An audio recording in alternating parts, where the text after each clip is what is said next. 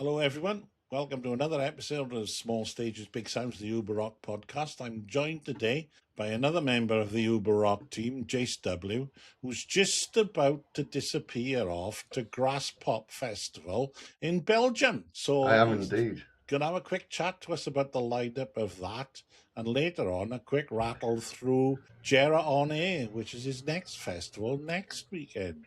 Hi, Jase. How are you doing? I am not too bad. I'm very much ready to go off and gallivant around for essentially 2 weeks of music and beer. Seems like a plan to me, dude. Seems like a plan. So you've done Graspop before for Uberrock. I haven't done Graspop. I've done Jera on Air, but not Graspop. This is my first year. So doing Graspop then, this is completely new to you. And I have to say, looking at the lineup, I'm very impressed with the lineup, to be honest with you.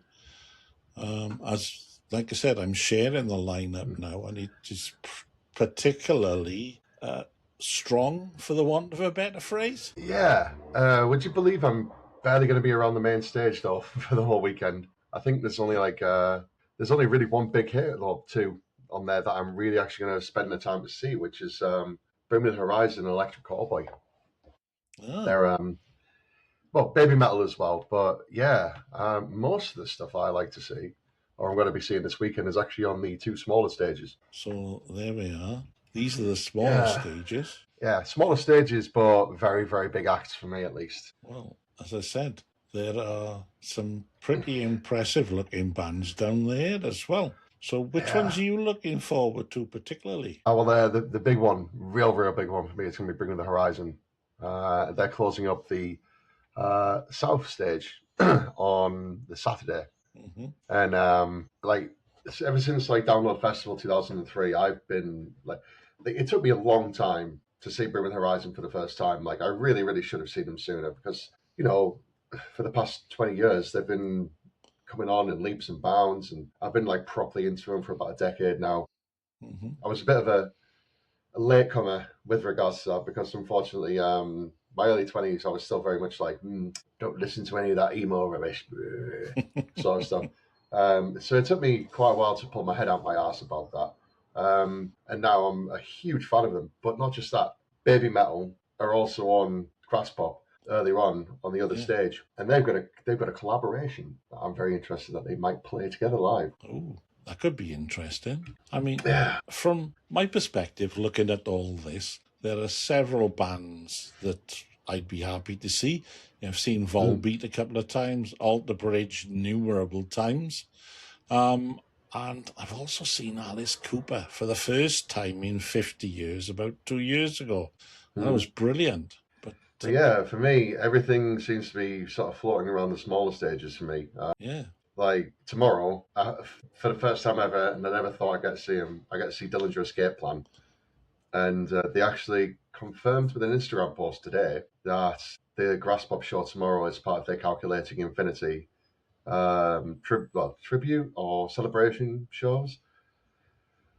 I am really, really covering the sort of bands that I got massively into in my mid-20s. Yeah. Because it was somewhere around I think it was my early 20s. I went to Sonisphere Festival for the first time.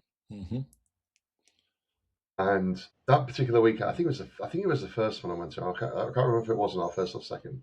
But that year, I think it was Periphery, Tesseract, and Protest the Hero were all playing, and that just turned my music taste on its head overnight. So as a result, I started getting massively into the more proggy sort of side of things. And Dillinger Escape Plan were always one of those bands that I never really managed to catch because they don't really tour super often outside of the United States. Yeah. So you're going to be made up then because you got Tesseract and Periphery as well. Yeah. I got Leprous as well. Yeah. Leprous is another big one for me. I genuinely think I'm going to lose my voice this weekend singing on. There's other little sort of pockets of brilliance in there as well. Tomorrow has also got Bloodywood. Yeah. I love them because it's Bhangra metal, so it's Indian folk infused metal, and but with the attitude of Rage Against the Machine. It's such a great combo. So I'll be having a bit of a boogie to them. You'll be Bangra dancing then. I am not that good at dancing. They really do provoke a great reaction as well. Like, they are superb a band, and I would not get to see them live. I was supposed to see them last year, but I got COVID again. So I'm going to make up for that tomorrow. Well, as I said, I mean, I was looking at this, and I've been looking at it again, and I can see that Mammoth is on the list as well. So it's another one with Alter Bridge that are appearing at Blackbird Festival in Cardiff. So Yeah. I got my ticket So for that. There's a bit of everything for everyone at this festival. Yeah, There's so much choice. That. Yeah. So there we go. But great stuff. So you go in there as a punter then? Yes, I am indeed. So I'm just going to drink far too much beer, faff around, and not really think about it too much. I've got my absolute cannot miss bands, you know. Yeah.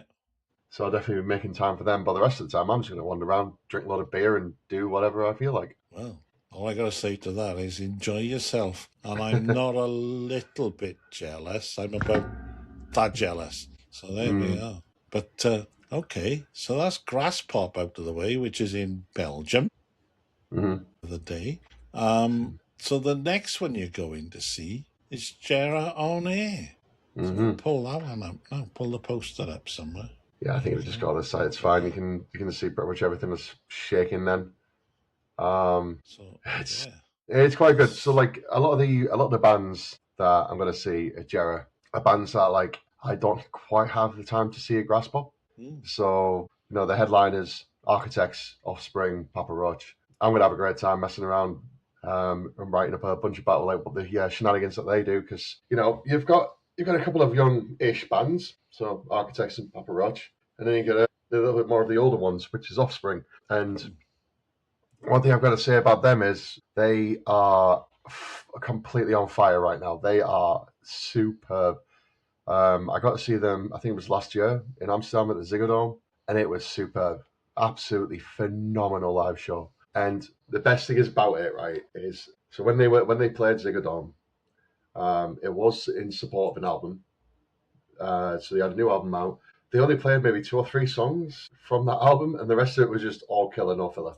It was all the big songs. So they do probably what is contractually required of them to support the album, but the rest of it is just party. Incredible. So there's a pretty wide selection on this bill as well. And is it a big festival? Nah. It's, in fact, I'm going to actually have a look at the capacity. 2 seconds. Let's have a quick look to see what the capacity is. It's got a maximum capacity of 15,000 people per day. So that's quite relatively small then. Yeah. I mean, I think Graspop is about 55 to 60. I saw that Rock am Ring, I think, is like 150 or something. It's absolutely massive. Downloads, again, sort of hovers between like, I think, 80 and 100. Yeah. So, yeah, this is roughly about the same size, I think, as like 2003's.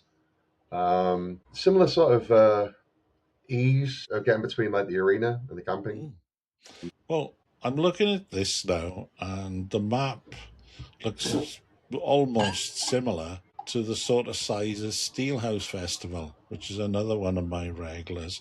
So, the only difference being is Steelhouse is a single stage, whereas over this one, it looks like you've got about 5 or 6 stages. So I would say generally like 4 main stages. Yeah. 4 main stages. Hawk, and then you've Vulture, got the Eagle and Buzzard. Yeah, and then you've got like 2 other, like, I wouldn't even really call them side stages, but they're like parallel events, which is Raven and Sparrow.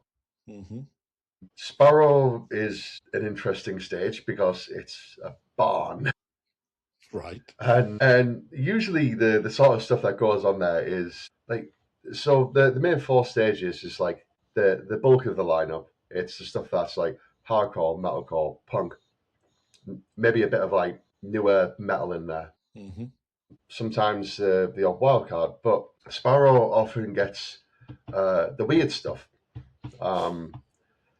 And this was like cemented in my head the first time I went to Jera, where a couple of Dutch friends of mine, they got hold of me, and I was supposed to go see Atreyu because I was like, oh yeah, go and see Atreyu, listen to some good riffs, and they were like, no, you need to come with us to see this old woman called Orchel Yoka, and I was like, okay, I'll take your word for it. Let's go. And they told me that during COVID times, like, year 2000, 2020, not 2000, Jesus. 2020, 2021. Yeah, 2020. Yeah, she got internet viral in the Netherlands because she would be sat on YouTube playing this like battered old like Casio keyboard or something with the most like typical sound you can think coming out of it, and she would play like all sorts of covers, like I don't know, anything from like Real Big Fish to ABBA to Green Day, and it was just her just like right. So I walk into this bar and she's playing like I think it's Dancing Queen by ABBA or something. And I just walked into this mess in front of me of just like I think it was like 150 people. It's not a very big stage, and they were just kicking off like in a huge mosh pit. People were crowd surfing, throwing inflatables around. Beer was flying all over the place, and she was having a great time just down the front playing this. And like it went that moment went viral as well on like Instagram and TikTok, and I had friends of mine back in the UK sending me messages like, "Did you see it? Did you hear about this? Did you see about it?" I was like, "Yeah, I was there. Like, I was actually there at that moment." And I think this year they've got NoFX headlining it, and like NoFX don't exactly play to small stages. They play to like relatively large stages, even in the Netherlands. It's gonna be chaos. It's gonna be absolute bedlam. Like, So with Jera on air, like I said, it looks like the access is fairly amenable and the site doesn't look too big. So is it quietly becoming one of your favorites? I think it instantly became one of my favorites the first time I went.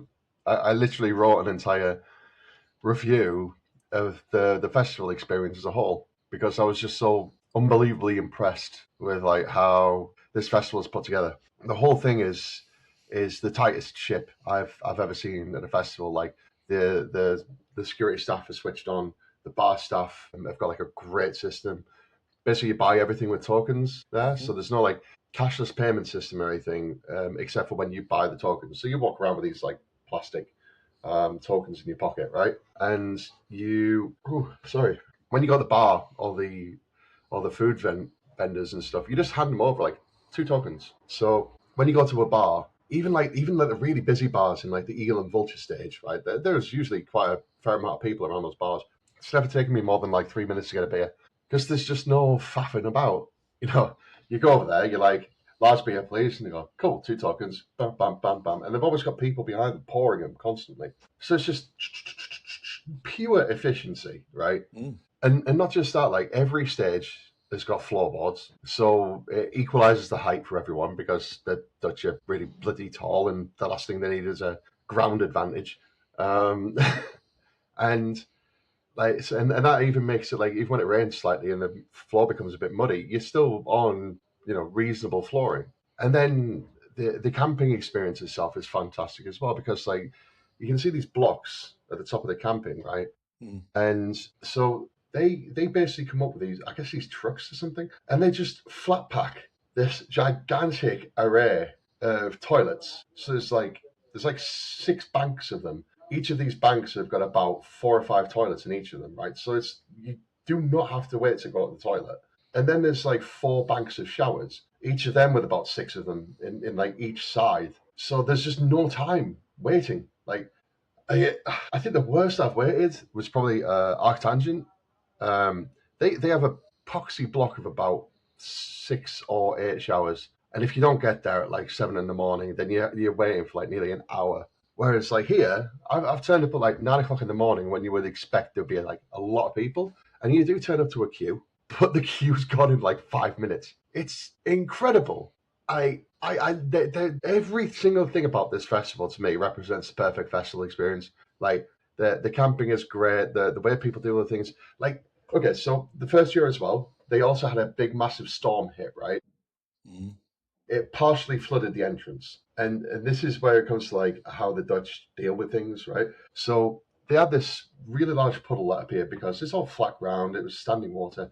They literally got a farmer in from the local fields. He came in, he dug a moat from that puddle in the entrance to the outside the gates, so the water went through it, and he turned up with his tractor and pumped it all out. And I was like, "Whoa!" I couldn't get my head around it because like the that just literally has never happened in any UK festival I've been to where it's had a significant amount of rain. It's just more or less in the UK. It's just like, oh well, that's buggered it. You're just gonna have to deal with it. Hope you got wellies. Yeah. But they were like, no, we're literally going to engineer the ground to drain the water off. Well, that's efficient. Well, sounds like you've got a couple of good weekends coming up then, Jace. Yeah, say the least. Or are they both as punters? One is a punter, but I'm covering the suppress. Right. Yeah, it's. I look forward to your reviews. Yeah, I do have another extra little awesome thing coming up in July though. And that is a mate of mine was able to sort me out with a ticket for the Bring Me Horizon show in Manchester. So they're playing the entirety of their debut album, along with, I think it's like Dying Wish, Static Dress, Harriet, Roll to Massey. Is it Car in the War and Still in Love? I think it's the other two, but like that is going to be an immense show. And I'm there on the Friday, and it's going to be a complete mates fest. I know so many people going to that show, so I can't wait. Wow. As it's going to be very good. Brilliant. We look forward to your review. Enjoy Graspop.